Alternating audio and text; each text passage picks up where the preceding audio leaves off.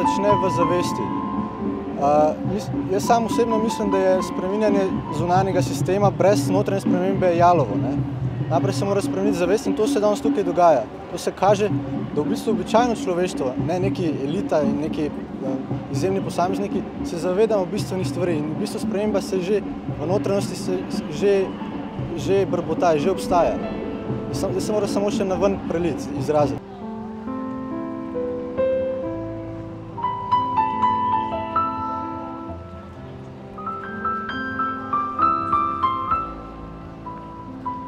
Če bomo hoteli, da se stvari spremenijo, bomo mogli itak pri sebi najprej.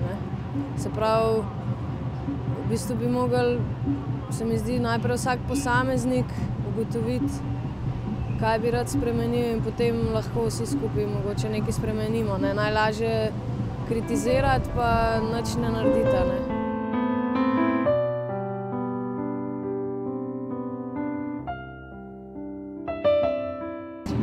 Danes sem pomislil na to, kad sem Johna pa Joko gledal na fotke, kako ležita skupaj v posli, v ljubezni, da bi cel svet v bistvu lahko en trenutek si izbral enkrat, v bistvu revolucija ljubezni, recimo. To je danes, recimo, to.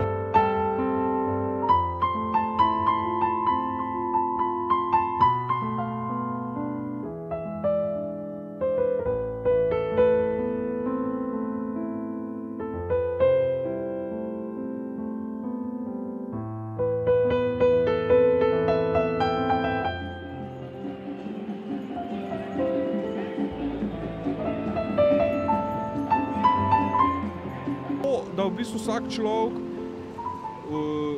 prepozna, kaj ni v redu in proba v bistvu na en način popraviti to. To se pravi akcija,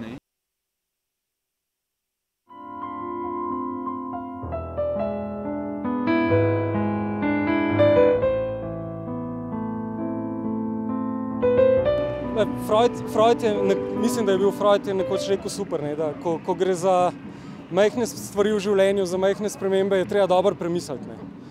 Ko gre pa za res tektonske, je pa najboljše, da nekaj narediš.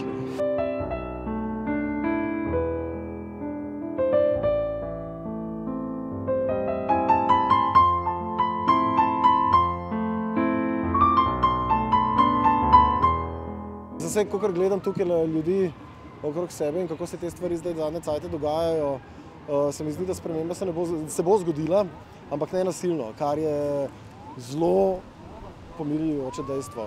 Ful dobro.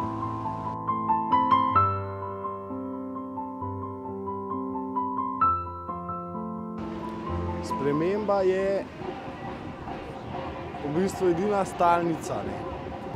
Soočanje s spremembo je vedno težko, tudi če si jo želiš. In mislim, da samo soočanje s spremembo je trening. Se pravi, drastičnejša kot je, težji je trening. Ki mora biti spremljan z zavestjo o tem, da bo potem boljši.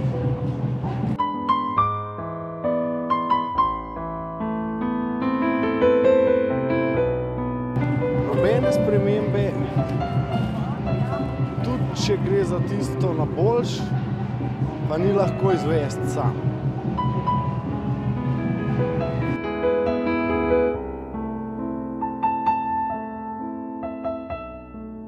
Na nek način se mi zdi, da ta konfuznost glede tega, kje smo pa kam gremo, če lahko te res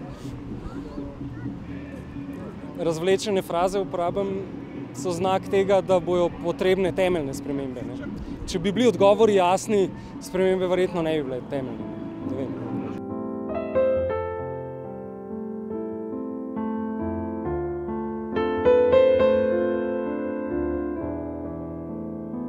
Danes tukaj se zbiramo ljudje, ki se zavedamo, kakšne so bistvene smernice za prihodnost. Tukaj smo zato, da dvignemo glas, da se sliši čez cel svet, kakšne so zahteve ljudi, da se prebudijo, da se voditelje spomne na to, kaj je pomembno In da se, zato ker, kot ta napis pravi, ne, zahtevamo pravičnost, svobodo in prihodnost. Ne. In tako kot je sedaj, v prihodnosti ne bo, če bo šlo tako naprej. Zato moramo očitno ljudje, navadni ljudje, ki se zavedamo bistvenih stvari, ki smo očitno dosti z nogami na tleh, moramo dvigati glas in povedati to, kar se zavedamo, da je pomembno. In tako bomo pripeljali v novo prihodnost, v nov čas.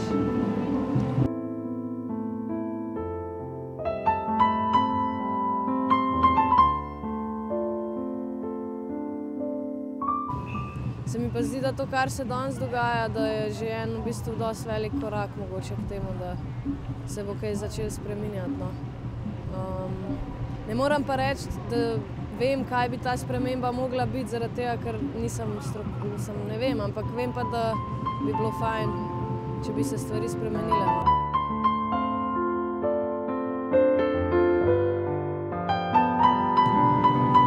Počistili zdaj, kako pa oaze jih bomo dali. Oaze.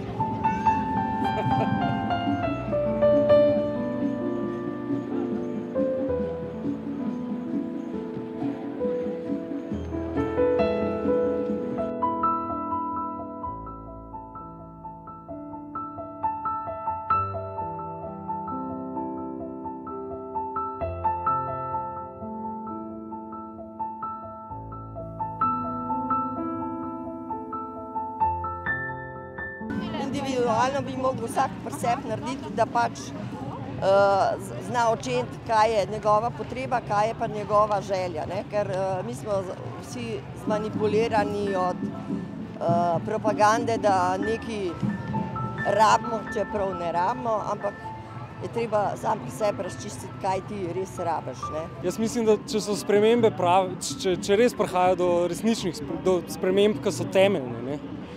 Pomeni, da smo na nek način izgubili temelj, na katerem smo bili do zdaj in rabimo temeljne spremembe, ki bojo postavile nove temelje. To pomeni, da je zelo težko reči, kako naprej, ker se rojeva nekaj radikalno novega.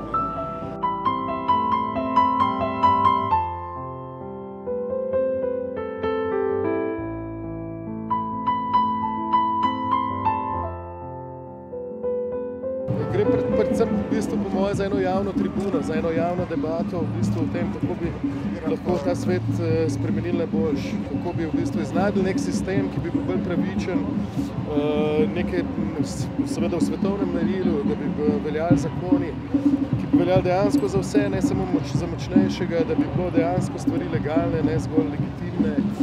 Ja, da bi vsi ljudje mogoče imeli enake možnosti. No.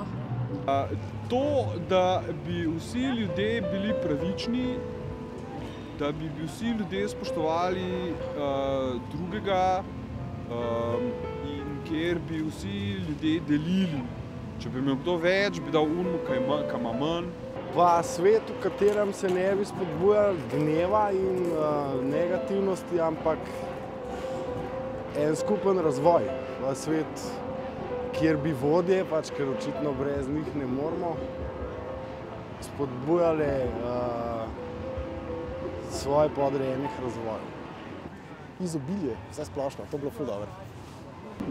Ta svet je svet, kjer ljudje živimo kot v pravem bratstvu, kot ena družina.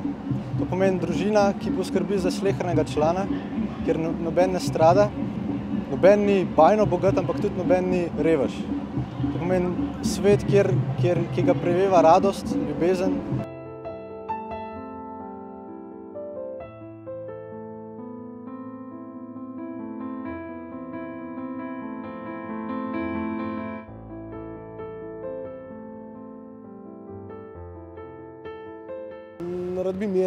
Rad bi mir, vse splošen mir, pa konc lakote in ne konc revščine, da ne bi sploh obstajal več ta pojem, ne, zaradi tega, da se ne bi poznalo ne eno, ne drugo, ampak enostavno tako mirno, ne vem, če bi nekdo naslikal eno sliko tam, ki je vse zeleno, pa pol tam se ene živali pasejo. Da se te finance porazdelijo tako enakomerno, da nimaš skrbi za vsakdanje življenje, da tiste osnovne dobrine, da imaš zagotovljene ker potem tudi ni hudobije med ljudmi, ni rivalstva, ni fovšije in svet bi bil lepši. Rad bi živel nekako tako, kot živim doma, v nekakšnem miru, tako v redu, da je stvar bolj ali manj uravnotežena in da vem, da če imam v hladilniku samo še toliko in toliko nečesa, da grem lahko v trgovino.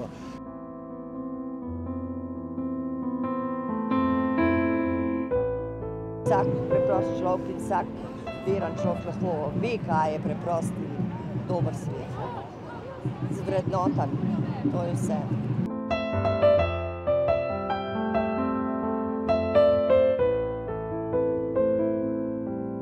Ta kriza je planirana kraja, svetovna planirana kraja od 1% ljudi.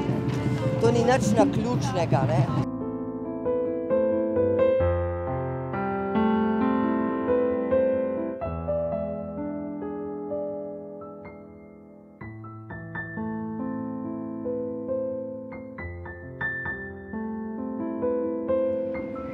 Tako da ne vem, kako točno bi bilo treba speljati stvari, da bi pač prišli tja, kamor si domnevno vsi želimo pridati.